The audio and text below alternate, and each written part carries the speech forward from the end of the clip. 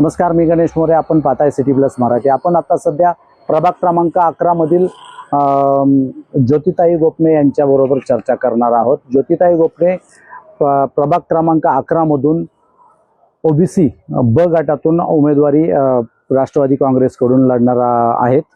त्यांच्याशी आपण चर्चा करणार आहोत. ताई, आता सध्या एक सोशल मीडियाला एक बॅनर व्हायरल होतोय. त्यामध्ये राष्ट्रवादी काँग्रेसचे उमेदवार ठरले असा त्याच्यात उल्लेख आहे.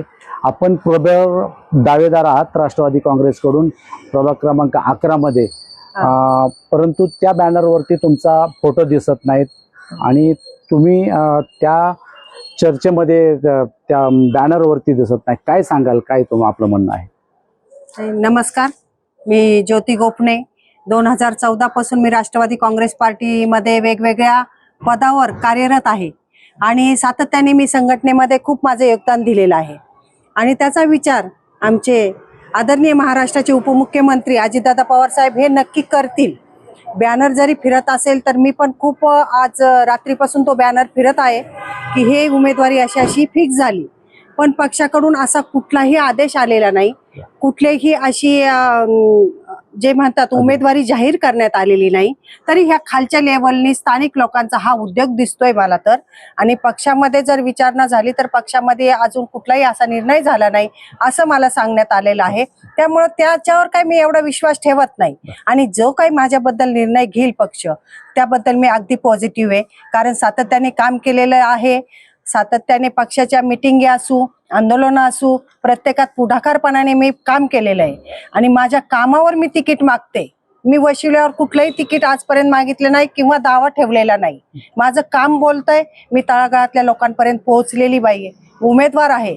आणि अशा उमेदवाराला जर डावललं तर हे पक्षाचं नुकसान होणार आहे. हा पक्षाने विचार करावा आणि पक्ष माझ्यासाठी चांगला पॉझिटिव्ह विचार करेल हा माझा एकदम दृढ विश्वास आहे. माझ्या नेत्यावर आदरणीय अजितदादा पवार हे जनसामान्यांचा विचार करणारा नेता आहे. हा माझा एकदम ठामपणे विश्वास आहे की दादा माझा विचार करतील आणि मला उमेदवारी देतीलच, असंच मी सांगू इच्छिते. दादांची चिखलीमध्ये आज जाहीर सभा आहे. दादांशी किंवा वरिष्ठांशी काय तुमचं बोलणं झालेलं आहे का? वरिष्ठांशी बोलणं झालंय माझं आणि मला सांगण्यात आलंय की अजून फायनल ताई कोणाचंच नाहीये. आता खालच्या लेवलनी जर ते बॅनर वगैरे फिरवत असतील तर त्यात आम्ही काही बोलू शकत नाही. पण तुम्ही काही काळजी करू नका. सातत्याने काम करणाऱ्या, संघटनेला वेळ देणाऱ्या महिलांचा नक्की विचार होणार आहे. त्याच्यामुळे तुम्ही पॉझिटिव्हली राहा, तुम्ही तुमचं काम करा. मी माझ्या प्रभागामध्ये प्रचार सुरू केलेला आहे. माझा प्रचार चांगल्या पद्धतीने चालू आहे. लोकांचा रिस्पॉन्स सुद्धा चांगला आहे. रेशन दुकानाच्या माध्यमातून मी तळागाळाच्या लोकांपर्यंत पोहोचलेली आहे. आणि लोकांना एक सामान्य व्यक्तींची गरज आहे. इथं पैसेवाले पैसे वाटून येणारे उमेदवार होणार नाहीत किंवा नगरसेवक होणार नाहीत. इथं लोकांना काम करणारा उमेदवार पाहिजे आणि ती टॅलेंट माझ्यात आहे, ही मी अगदी ठामपणे सांगते. आणि राष्ट्रवादी काँग्रेस पार्टीचा झेंडा घेऊन मी लोकांना, तळागाळातल्या लोकांना, माझ्या नेत्याचं कामाचा जो दादांची पद्धत आहे, दादा सकाळी 5 वाजल्यापासून जे उठतात तर रात्री 12 वाजेपर्यंत दादा जनसामान्यांची सेवा करत असतात.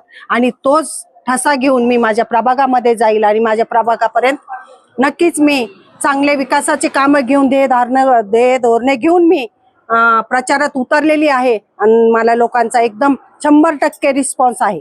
ताई, तुम्हाला राष्ट्रवादीचं तिकीट फायनल होईल असा विश्वास आहे?